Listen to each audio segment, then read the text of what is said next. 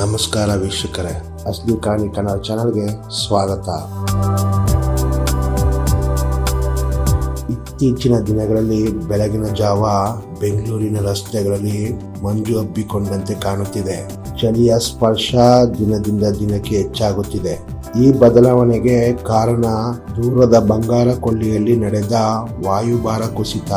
ಅದೇ ಪರಿಣಾಮವಾಗಿ ರಾಜಧಾನಿ ಬೆಂಗಳೂರು ಸೇರಿದಂತೆ ರಾಜ್ಯದ ಹಲವೆಡೆ ಚಳಿ ಪ್ರಮಾಣ ಹೆಚ್ಚಾಗಲಿದೆ ಎಂದು ಹವಾಮಾನ ಇಲಾಖೆ ತಿಳಿಸಿದೆ.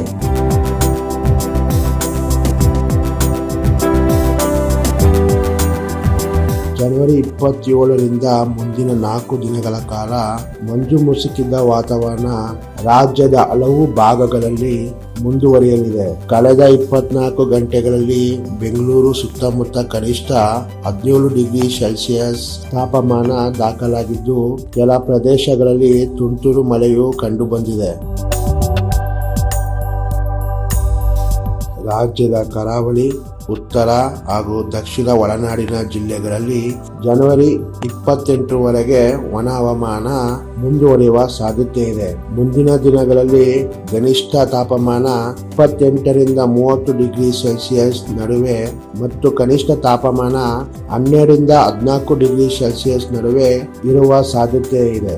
ಆದರೆ ಸದ್ಯಕ್ಕೆ ಮೀನುಗಾರರು ಅಥವಾ ಸಾರ್ವಜನಿಕರಿಗೆ ಯಾವುದೇ ಎಚ್ಚರಿಕೆಯ ಸೂಚನೆ ನೀಡುವಂತ ಪರಿಸ್ಥಿತಿ ಇಲ್ಲ ಎಂದು ಹವಾಮಾನ ಇಲಾಖೆ ಸ್ಪಷ್ಟಪಡಿಸಿದೆ.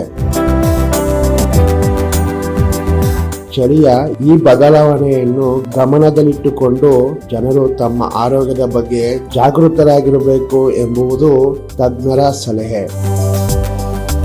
ಮತ್ತೆ ಇನ್ನೊಂದು ವಿಡಿಯೋದೊಂದಿಗೆ ಸಿಗೋಣ. ಅಲ್ಲಿವರೆಗೂ ಖುಷಿಯಾಗಿರಿ, ಎಚ್ಚರವಾಗಿರಿ, ಜಾಗೃತರಾಗಿರಿ ಹಾಗೂ ಮುಖ್ಯವಾಗಿ ಅಸ್ಲಿಯಾಗಿರಿ. ಧನ್ಯವಾದಗಳು.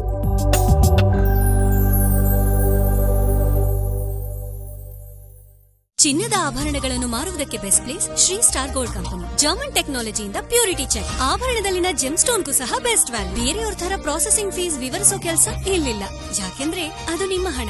ಕಾಲ್ 6366 333 444.